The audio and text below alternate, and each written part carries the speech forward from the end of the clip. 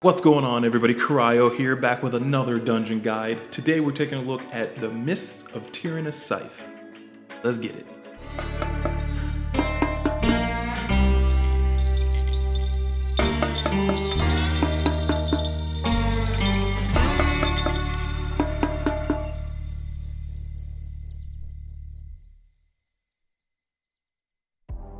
There are two routes at the beginning of this dungeon if you are lucky enough to have a Night Fae representative in your party. There is a secret alternative path to the immediate left that only a Night Fae can activate. It does allow you to skip some trash, but regardless, on your way to the first boss you will encounter Tirnan Villager, the deadliest of the pack due to their bewildering pollen ability. This is a blue frontal cone that will disorient all players struck for 4 seconds. Tanks, be sure to aim this away from your party as best you can. However, if the villager is casting something else, it may rotate and then immediately cast Bewildering Pollen anyways, so everyone should be on their toes. The second ability to be on the lookout for is Overgrowth. This is a non-interruptible channeled ability that will slow a random party member by 50%, dealing ticking damage, and then stun the party member until the vines are destroyed. Break your friends out as quickly as you can. These mobs are being controlled by the nearby Drust Harvesters and will stop being hostile upon reaching 20% health. Once they are no longer hostile, they will cast Refreshing Mist, restoring 5% mana and health every 1 second for 9 seconds to every player within 16 yards. Speaking of the Drust Harvesters, they are relatively easy to deal with. They have two abilities, a generic spellcast, Spirit Bolt, that deals a burst of shadow damage and can be interrupted. However, the main priority should be to interrupt Harvest Essence. This channeled ability will also deal shadow damage, but heal the Harvester back for 100% of the damage dealt. Drust Spiteclaw. These dog-like creatures have an annoying bloodletting ability. They will randomly leap to a player, dealing physical damage and applying a bleed dot that lasts for 8 seconds. They also have an aura, Dying Breath. Upon death, the Spiteclaw will debuff everyone within 30 yards, hostiles and friendlies, causing them to take 10% increased damage for 30 seconds. This debuff will stack and refresh its duration. If you did not have access to the Night Fae skip, there is only one additional mob that you will encounter, Drust Soul Cleaver. These mobs can be deadly when fighting multiple due to their soul split. This stacking debuff causes the target to take 20% increased damage for 8 seconds. Luckily, this can and should be dispelled. Additionally, you will notice these mobs grow in size and have an ominous glow around them. This is due to Hand of Throws. While buffed, these mobs will attack 30% faster, and each successful strike will heal the Soul Cleaver for 3% of their maximum health. This does not appear to be purgeable, which means you may have to kite. After these packs, the paths converge and the next new mob you will encounter is Drust Bowbreaker. These large creatures will alternate between Bramble Burst, an easily detectable ground effect that erupts beneath players' feet and should not be stood in, and Furious Thrashing, an unavoidable ground slam effect. Before moving on into the first boss's room, Night Fae players have another trick up their sleeve. There is a sealed grove, and when it is opened, grants the party access to special mushrooms. There are two types, Savory Stat Shroom, which grants 10% primary stat, or Tasty Tough Shroom, which grants 10% stamina, both lasting for 10 minutes. There are 5 of each mushroom type, so everyone in the party could use the same one if they so choose, but each player can only use one or the other. Eating a mushroom will also instantly restore 100% health. The first boss, Ingra Maloch. This is a fight that has 2 repeatable phases. Although there will be 2 mobs to attack, cleaving is not always advised. The first thing I want to point out is Ingra Maloch will shroud himself with Embrace Darkness, and during this, Ingra will deal a hefty amount of damage back to any player that attacks him. This is where cleave can be bad. This encounter will start off by Ingra taking control of Droman's mind with Soul Shackle. This forces Droman, the tall plant-looking boss, to attack us, similar to the Tirnan villagers. While being mind-controlled, Droman will periodically cast Bewildering Pollen, which we already know to keep aimed away from our party members and sidestep out of. Droman will also be forced to cast Tears of the Forest. This ability will rain down blue droplets depicted by blue swirlies on the ground. Do your best to not get struck by one of these and avoid the puddles left behind. On Mythic difficulty and higher, every time Droman is forced to cast Tears of the Forest, the number of missiles is increased. However, this effect is cancelled every time Soul Shackle is removed. Now speaking of breaking the Soul Shackle, this occurs whenever Droman reaches 20% health. This is essentially phase 2. Droman will then cast Droman's Wrath, stunning Ingra and causing him to take 200% increased damage for 12 seconds. This is where you burn. After the 12 seconds, Ingra will come to and again mind control Droman, starting phase 1 again. While Ingra is not being stunned into oblivion, he will continue to cast Spirit Bolts, a generic cast that can and should be interrupted to limit the amount of damage going out. On Mythic difficulty and higher, Ingra will also cast Repulsive Visage, fearing all players for 3 seconds. This can be deadly when it lines up with Tears of the Forest. The TLDR of this boss is burn Droman, the plant boss, down to 20% as soon as possible with minimal cleave. Dodge the blue swirlies, aim Bewildering Pollen away from the party, and finally, burn Ingra, the humanoid boss, when he is stunned and taking 200% increased damage. Rinse and repeat until the boss is dead. Not so fun fact, there are no graveyard checkpoints in this dungeon as of yet, unless you are a Night Fae. After defeating the first boss, there is a depleted anima seed to the left before engaging the next set of trash mobs. If a Night Fae player interacts with the seed, it will then provide a checkpoint should you die later on. Before we get into the notable trash, let's discuss the insane Mists guessing game your party must endure if you even want to see the second boss. The simplest way to explain how this guessing game works is with pictures. Upon entering a new mist zone, you will come across a stump surrounded by mist. When you are close enough to the stump, a symbol will appear. Luckily, there are only 2 symbols, a flower and a leaf. However, there are also 3 traits that can be present on said symbol. The symbol could be filled in, hollow, or have a wreath. In each new misty zone, you will find 3 more similar stumps that will each present a symbol when someone is close enough. With this information, your job is to select the symbol that is not like the others. Here are a few scenarios. Shout out to Icy Veins for providing pictures.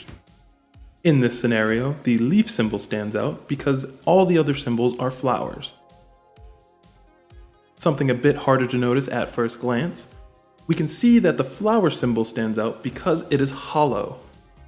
Here, we know the flower symbol stands out because it has a wreath around it. While guessing the correct mist will open up the next corridor and eventually lead you to the second boss, guessing the wrong mist will force all players back to the start of the maze and you will have to run back and try again. This can and will be extremely annoying, so coordinating who picks the mist paths ahead of time may reduce the number of frustrating runbacks. Now that the mist guessing game is out of the way, let's talk about the trash, but do not forget what you learned as it will come back in play. Mistveil Defender. These mobs are certainly unique. They will have a buff on them, Protector's Rage, which triggers an enraged effect whenever a nearby mob dies. While enraged, these defenders deal 50% increased damage. Aside from this aura, there are only 2 casts. The first being Bramblethorn Entanglement. Much like it sounds, this is an AoE root effect that can be interrupted. Secondly, Spear Flurry, a non-interruptible channel that deals rapid physical damage for 3 seconds. Thanks, be sure to keep this aimed away from your party members and sidestep the ability yourself. Mistveil Stalker. These pesky foxes will target a random player and cast Mistveil Bite. This is a slow, non-interruptible cast that, when finished, will cause the fox to teleport behind the targeted player and inflict a burst of physical damage while leaving behind a bleed effect. You can stun and displace these mobs with roots, grips, etc., and this is highly encouraged. Mistveil Guardian. Occasionally, they will cast Bucking Charge. Unlike the front Spear Flurry, this attack causes the Guardian to rotate and deal physical damage while knocking random players backwards. Mistveil Stinger. Watch out for the anima injections. This magic debuff deals nature damage every second for 6 seconds. Should it expire naturally, it will cause anima detonation, an explosion dealing nature damage to everyone within 8 yards. Be sure to cleanse this ASAP, or move away, before the explosion. Mistveil Tender. These are the healers. Watch out for Nourish the Forest. If this is allowed to be cast, the tender will apply a hot to nearby allies, healing them every second for 9 seconds. Mistveil Shapers. These mobs will also benefit their allies by applying Bramblethorn Coat. When applied, this will shield the affected target, absorbing damage. Even more punishing, after this shield is fully absorbed, Bramblethorn Entanglement will be cast. Do your best to prevent this cast from going off. Should one happen, be quick with the purges. The next set of adds seem to rotate and or depend on which path you end up getting. Luckily, all three have similar abilities. Mistveil Gorge Gullet. This frog's main ability is Tongue Lashing, a frontal swipe-like ability that tanks should keep aimed away from their party members. This does leave a dot that impairs movement speed by 20% for 8 seconds, making it that much more difficult to dodge Crushing Leap. This targets a random player and does exactly what it sounds like. Be sure to move out of the impact area. If you are within 5 yards, you will take physical damage and be knocked back. Poisonous Secretions is an AoE ground effect that will erupt, dealing a burst of nature damage and leave behind a dot, dealing more nature damage every 3 seconds for 18 seconds. This is avoidable. Mistveil Matriarch. The main ability here is Shred Armor. This should only be striking the tank, as it will not only deal a significant amount of physical damage, but also cause the target to take increased damage by 20% for 20 seconds. Radiant Breath is a cone of radiant energy that will also disorient anyone struck by it. It does target random players, so be mindful of where it's pointing. Keep in mind, like most cone abilities in WoW, the further away you are, the larger the area of effect is, and the harder it is to dodge. The Matriarch will also drop a Pool of Radiance. Unlike the Poisonous Secretions, this pool can actually be used to benefit the party. Any creature or player standing in the pool will be healed for 4% of their maximum health every second. So drag the Matriarch out and everybody else stand inside it for free healing. Mistveil Night Blossom. Triple Bite will be the Tank Buster, dealing instant nature damage 3 times and leaving behind a dot. This will stack up very quickly, cleanse it to minimize tank damage. Poisonous Discharge will cause 3 globs of poison to spew from the boss. These are cast at random player locations, depicted by green swirlies, so watch your feet.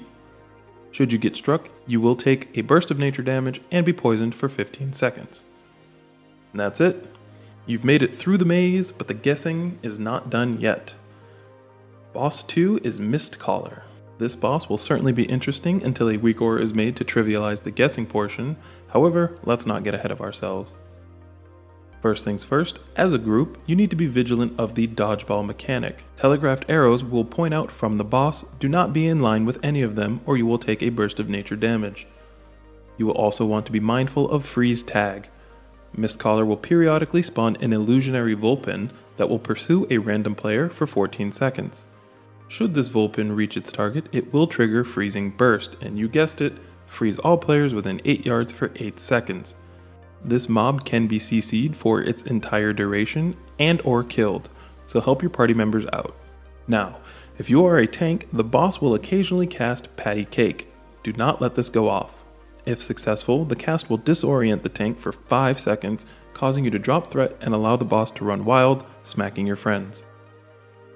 These are the 3 main abilities that the entire party should be aware of. Unfortunately, this is the easier part. A phase 2 of sorts will trigger when Mistcaller reaches 70, 40, and 10% HP. She will cast Guessing Game, and the party will once again have to choose the symbol that does not match the others. The symbols will appear over illusionary clones, and while guessing, these clones will pulsate AoE damage, increasing by 15% after each tick. If your group chooses the wrong symbol and kills the clone, it will explode, dealing even more AoE damage, so do your best to guess correct and quick. On Mythic difficulties and higher, Mistcaller will remain in the fight, however taking 100% decreased damage. What this means is the group will have to deal with Freeze Tag and Patty Cake while trying to choose the right symbol. The TLDR for this boss is watch out for Dodgeball. Stun, slow, snare, root, and kill the illusionary Vulpin before it freezes your friends. Tanks interrupt Patty Cake, and at 70, 40, and 10% prepare for the Guessing Game. Kill the illusionary clone with a symbol that is not like the others over its head. Rinse and repeat until the boss is finished. Whew. Take a breath, no more guessing games. After jumping down the waterfall, there will be one more depleted anima seed for a member of the Night Fae to click. This will be the second and last graveyard checkpoint. On your way to the last boss, you will encounter Spine Maw Acid Gullet. Fairly simple, these will launch volatile acid at random players, splashing to all players within 5 yards. If there is a green ring around your character, try not to stand near your friends. Spine Maw Staghorn. These large bugs have an interruptible cast, Stimulate Resistance. This will place a shield on a nearby ally, absorbing damage. Be sure to kick it ASAP. Spine Maw Larva. These simply explode upon death due to being filled with acid. Do not stand in the pool left behind.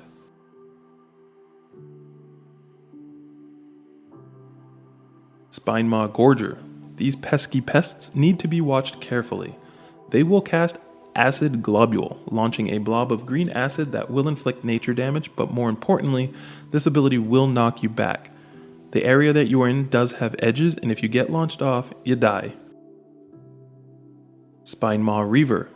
These will be flying around, so tanks keep an eye out and pick them up should they be pulled. The Reaver will fly at random members and inject them with poison. This debilitating poison will deal ticking damage and slow movement speed by 10%. There are multiple paths to get to the last boss, however I find going left is the more direct and quickest. Alas, we have reached the end of the dungeon and the final boss, Tred'ova. There are a few moving parts during this encounter, so let's break it down. Acid Expulsion is a simple dodge mechanic. Acid missiles will spew out of Tred'ova, and on Mythic difficulty and higher they will leave pools behind. As Tred'ova gains intelligence, she will attempt to predict where you are going to move when dodging, and fire additional missiles at those locations. Mind Link. This tethers players together, causing them to take pulsing damage until it's broken. This also duplicates the damage done to a tank to linked party members. What this means is tanks need to break Mind Link ASAP. To break the link, simply move 40 yards away from other linked members. Accelerated Incubation. This will summon 4 Gormling larvae. These larvae will respond to Tred'ova's marked prey cast, a 20-second fixate on a random player. Larvae can be gripped, rooted, and slowed, so again, help out your friends.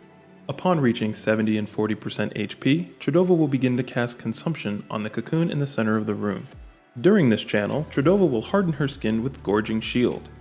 DPS through the shield in order to interrupt the Consumption channel.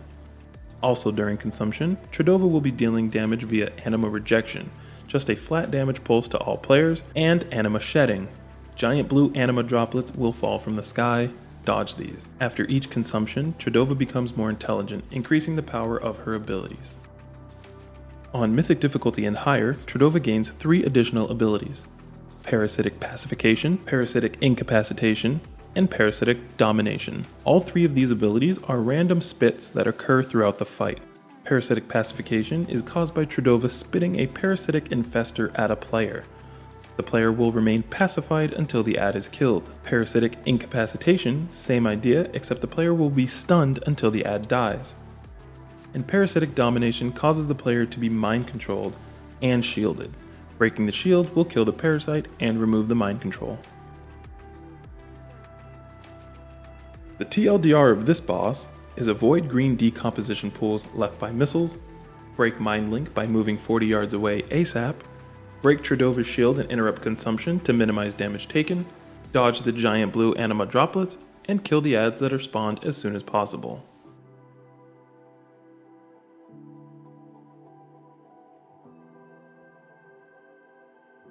Thank you guys so much for watching. I hope you enjoyed this video and guide. If you did, be sure to leave a big thumbs up down below and smash that subscribe button. I'll see you guys in the next dungeon. Stay frosty.